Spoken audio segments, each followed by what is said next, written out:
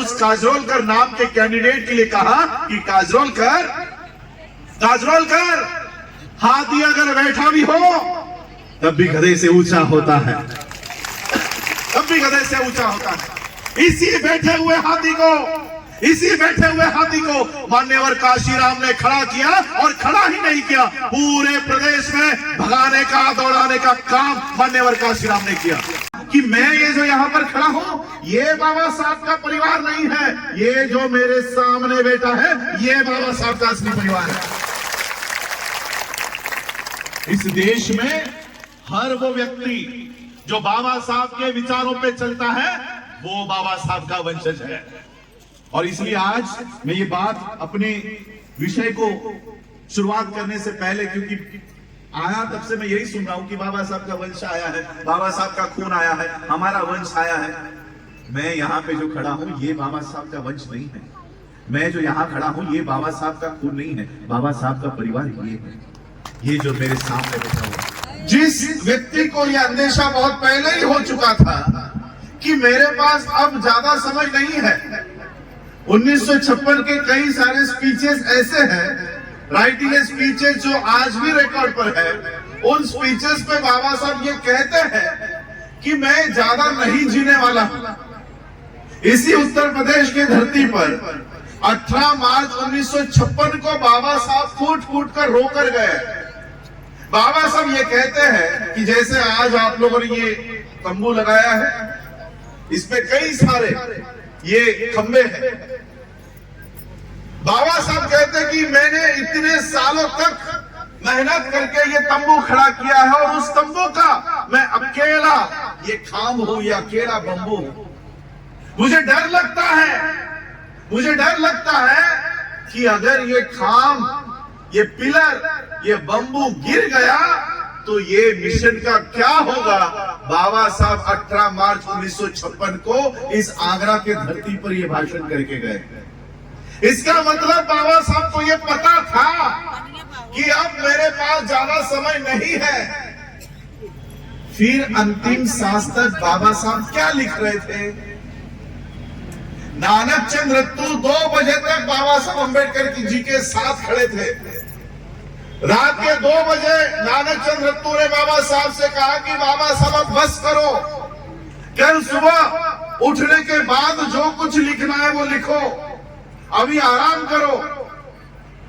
और फिर रात के 2 बजे के बाद नानक चंद रत्तू ने बाबा साहब को अपने बेड पर सुलाया, और नानक चंद रत्तू अपने घर के लिए लौट गए। और फिर सुबह नानक चंद रत्तू को सविता माई का टेलीफोन गया कि बाबा साहब उठ नहीं रहे हैं, जल्दी आओ। और फिर नानक चंद रत्तू को पता चला कि बाबा साहब अब नहीं रहे। फिर रात के 2 बजे तक बाबा साहब क्या लिख रहे थे?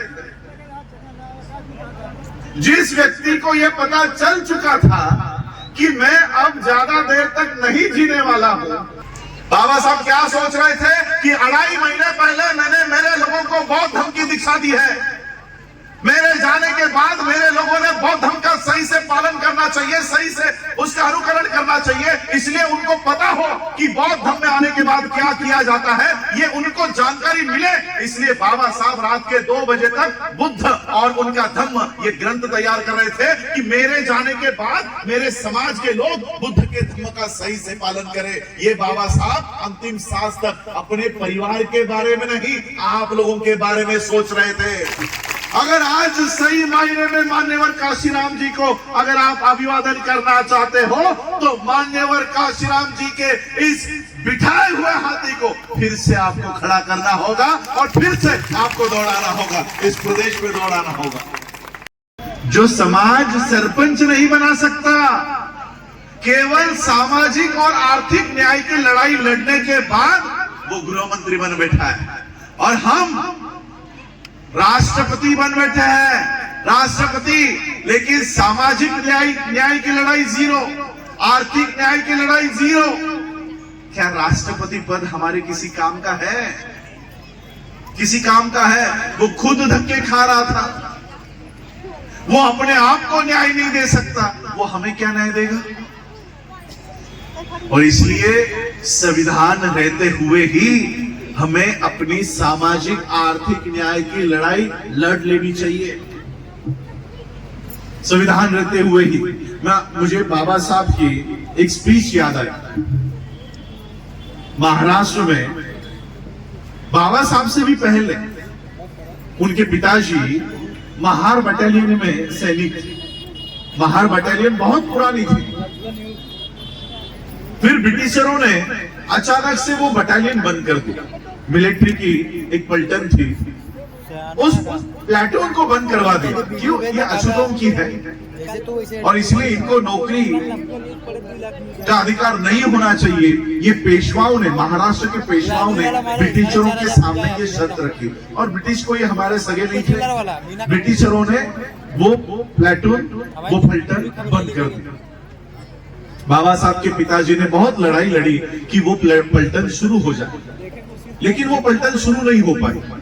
और फिर जब बाबा साहब 1943 में या 1946 में ब्रिटिश गवर्नमेंट के इस काउंसिल में जब मेंबर बने, तब उनको पता चला कि मेरे पिताजी की एक लड़ाई अधूरी रही है, वो मुझे पूरी करनी चाहिए। और बाबा साहब ने फिर से उस पलटन को शुरू करवा दिया, महार बटालियन को शुरू करवा दिया। वो आज भी चल रही है। ये शुरू करने के बाद उस समय के जो मिलिट्री के लोग थे, उन्होंने बाबा साहब का सत्कार करना चाहा।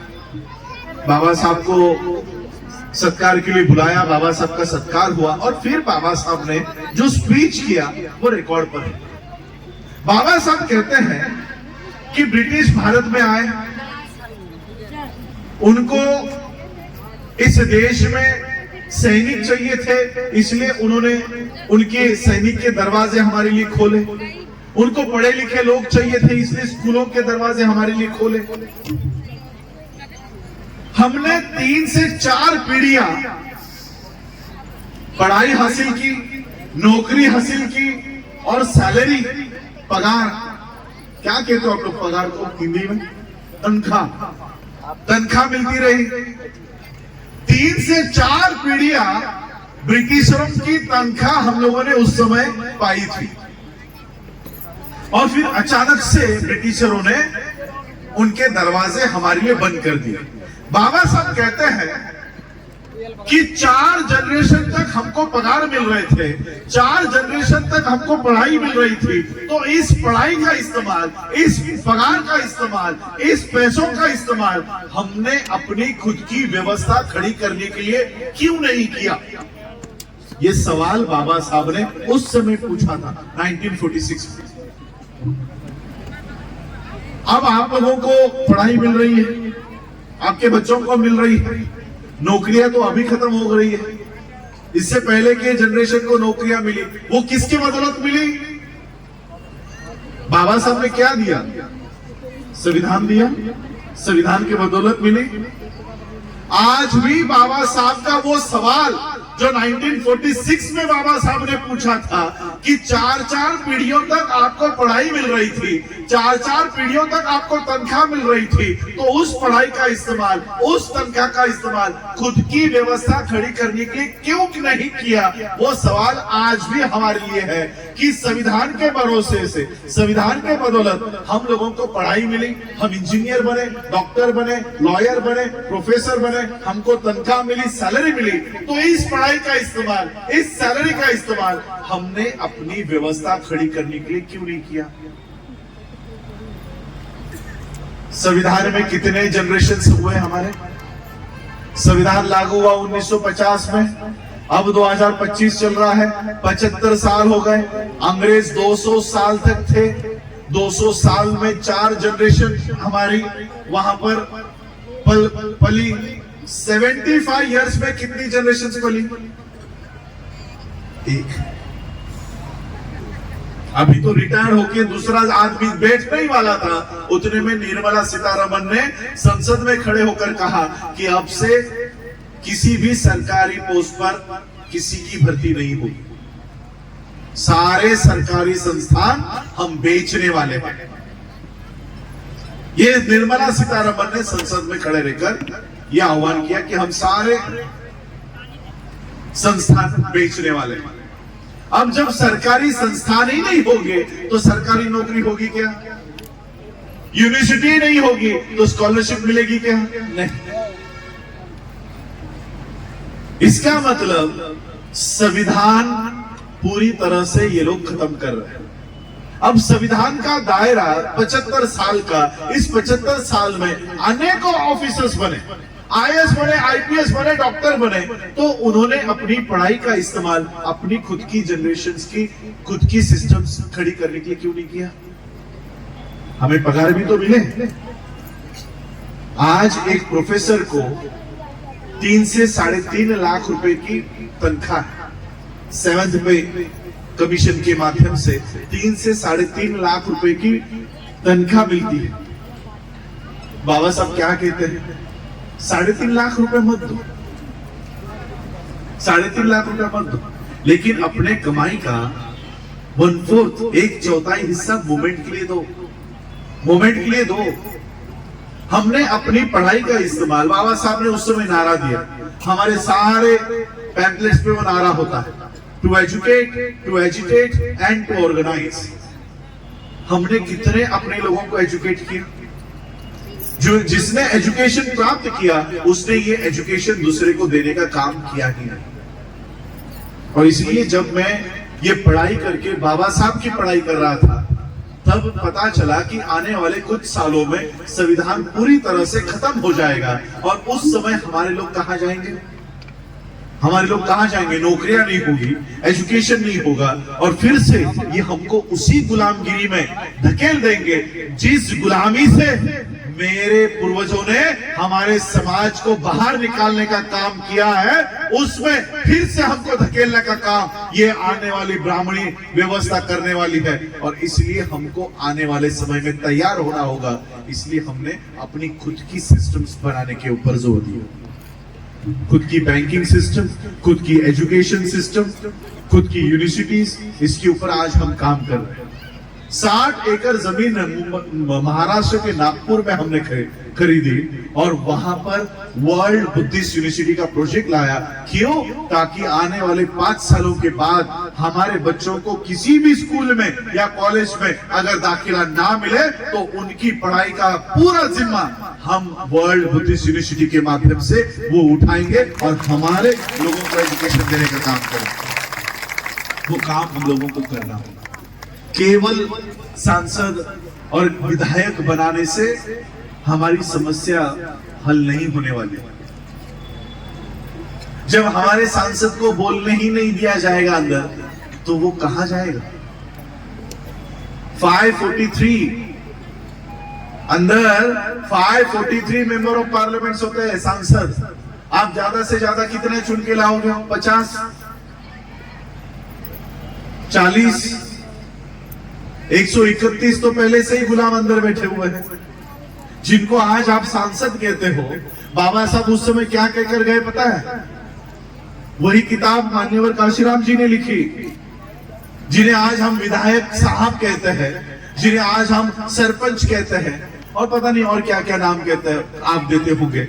बाबा साहब कहकर गए ये दलाल है, दलाल, एजेंट्स है। जब मुंह खोलने की बारी आती है तो ये मुंह तक नहीं खोलते। ऐसे लोगों को हमको अंदर भेजना है। राष्ट्रपति द्रौपदी मुर्मू कहां है? दिख रही है कहीं पर? राष्ट्रपति है आपकी। SC ST आप भी कहते हो ना, हम SC ST OBC, हम मूल निवासी है। कहां गई मूल निवासी? जब उसके लोग उसके लाठियां खा रहे हैं, पत्थर खा रहे हैं, तो वो एक शब्द से नहीं बोल रहे। ऐसे लोग आज राष्ट्रपति बन बैठे हैं। और इसलिए हमें अपनी खुद की व्यवस्था बनाने के ऊपर जोर देना होगा।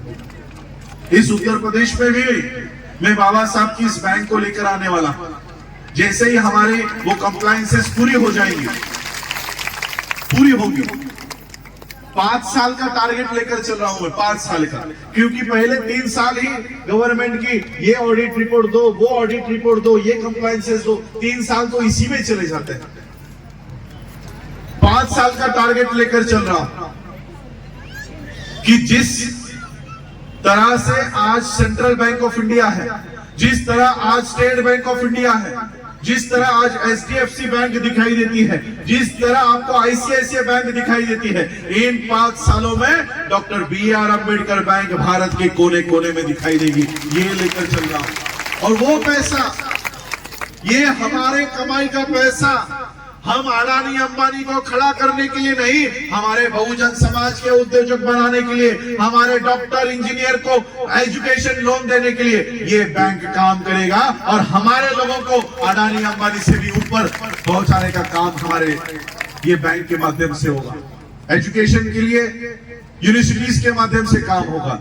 ये काम लेकर आज हमें चल रहा है।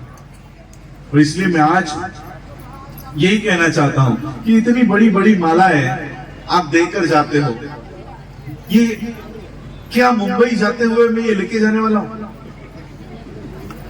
मैं यूपी में आता हूं, मेरे ख्याल से मैं प्रतापगढ़ में पहली बार आ रहा हूं। यूपी में मेरे 2 या 3 10-10 दिन के दौरे हुए हैं। जब भी यूपी के रास्तों के ऊपर निकलता हूं तो गाड़ी के ऊपर इतनी फूल लोग डालते हैं, इतना स्वागत करते हैं, बहुत स्वागत करते हो पूरे राज्य में। और मैं ये स्वागत का स्वीकार भी करता हूं। मैं अपने पिता से पूछता था हमेशा, जब मैं बचपन में उनके साथ ऐसे कार्यक्रमों में जाता था, स्टेज पे जैसे आज आपका बेटा घूम रहा था वैसे हम घूमते थे स्टेज पे। फिर लोगों को पता चलता था अच्छा ये अम्बेडकर साहब का बेटा है, तो मुझे भी माला डाल देते थे। फिर 10वीं 12वीं में आते आते मैं पूछता था लोगों को ये मुझे माला क्यों डालते हैं। मैं मेरे पिता को पूछता था मुझे क्यों माला डाल रहे हैं, मैंने क्या किया है। फिर मैं बोलता था मैं नहीं आऊंगा आपके साथ, वो लोग मेरे आंख पे फूल डाल देते हैं। फिर मेरे पिताजी ने एक बार मुझे बिठाया और समझाया कि लोग जो फूल तुम्हारे ऊपर डालते हैं, लोग जो तुमको माला पहनाते हैं, ये तुमको नहीं पहनाते, तुम्हारे शरीर में जो डॉक्टर अंबेडकर का खून दौड़ रहा है, ये उस खून का सम्मान करते हैं। और इसलिए इस भावना से मैं इस सत्कार का स्वागत करता हूं। लेकिन एक छोटी सी कली भी दे दिया ना तो भी मेरे लिए बहुत। मैं कभी कभी सोचता हूं ये फूल आप लोगों ने कहीं ना कहीं से तो खरीदे होंगे, ये दुकान आपका ही होगा ऐसा नहीं है, किसी और का भी होगा। कभी कभी मैं सोचता हूं 2-2 2.5 घंटा मैं गला फाड़ फाड़ कर लोगों को समझा रहा हूं और कमाई कोई और ही करके लेके जा रहा है। फूल मेरे लिए लाए हो लेकिन पैसा तो कोई और ही ले कमा रहा है। इसलिए मान्यवर काशीराम जी का एक नारा है कि वोट हमारा, राज तुम्हारा नहीं चलेगा। मैं कभी कभी सोचता हूं ये नारा राजनीति तक और वोट तक ही क्यों सीमित रखना है, ये नारा हर क्षेत्र में लगना चाहिए। और इसलिए आर्थिक क्षेत्र में मैंने इस नारे को थोड़ा बदल दिया है। आर्थिक क्षेत्र में मान्यवर काशीराम जी ने कहा कि वोट हमारा, राज तुम्हारा नहीं चलेगा, उसी नारे को मैंने बदल दिया और मैंने कहा नोट हमारा और बैंक तुम्हारा नहीं चलेगा। नोट हमारा है तो बैंक भी हमारा होगा।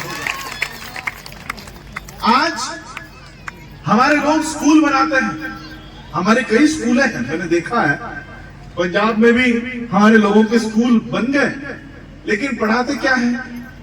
भारत सरकार का उपक्रम गणेश का,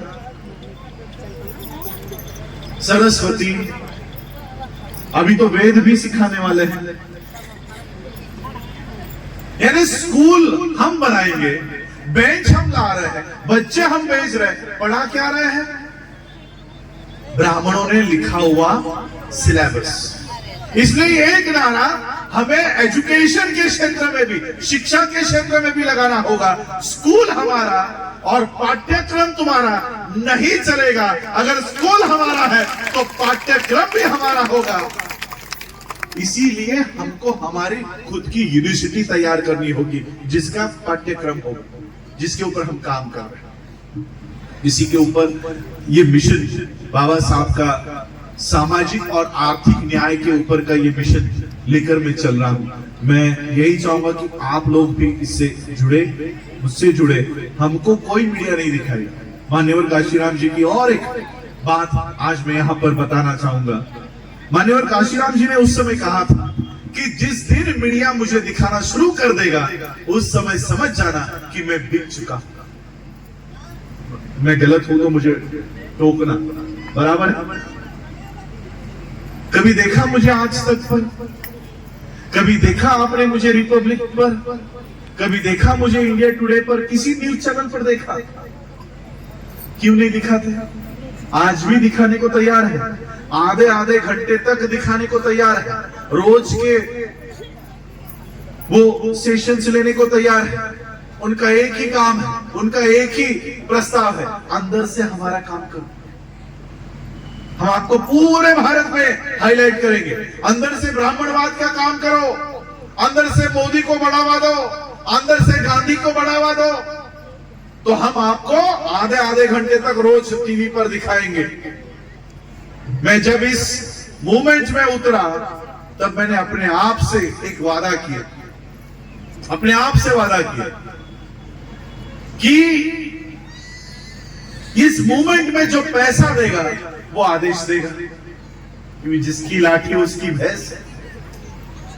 जो पैसा देगा वो आदेश देगा, और मुझे मोदी और गांधी के आदेश पे और उनके पैसों पे काम नहीं करना है।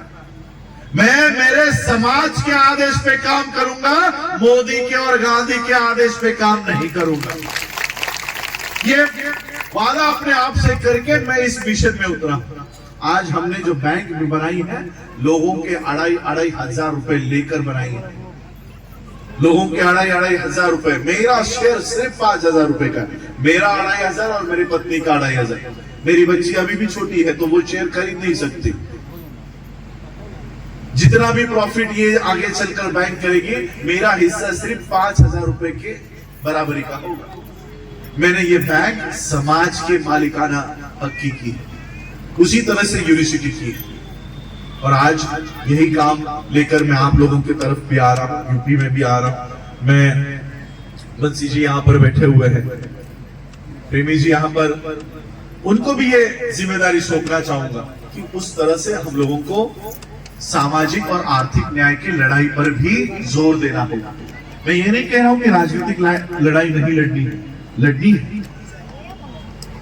जिस हाथी किसकी निशानी थी पता है आपको? उससे पहले किसकी थी? नहीं, रिपब्लिकन पार्टी ऑफ इंडिया। बाबा साहब ने उसकी पूरी कॉन्स्टिट्यूशन रखी थी, लेकिन स्थापना नहीं हो पाई। ये शेड्यूल कास्ट फेडरेशन की निशानी थी, हाथी। बाबा साहब अंबेडकर जी के पॉलिटिकल पार्टी की निशानी थी हाथी। जब बाबा साहब इस हाथी के ऊपर 1954 में खड़े हुए, तब बाबा साहब को हराने के लिए ये श्रीपाद अमरुद डांगे, कम्युनिस्ट पार्टी, जनता पार्टी जिसको आज आप भारतीय जनता पार्टी कहते हो, कांग्रेस, ये सभी खड़े हो गए। संविधान कब दिया बाबा साहब ने? 1950 में। 1952 में इलेक्शन होता है, 2 साल बाद। इन पार्टियों को यह कहना चाहिए था कि जिस महान व्यक्ति ने भारत को संविधान दिया है, उसके खिलाफ हम एक भी उम्मीदवार खड़ा नहीं करेंगे। यह कहना चाहिए था ना कांग्रेस को, यह कहना चाहिए था ना भारतीय जनता पार्टी को, यह कहना चाहिए था ना कम्युनिस्ट पार्टी को। लेकिन तीनों ने बाबा साहब को हराने के लिए उम्मीदवार खड़ा किया और एक चौथी फेल आदमी को जितवा कर लाया।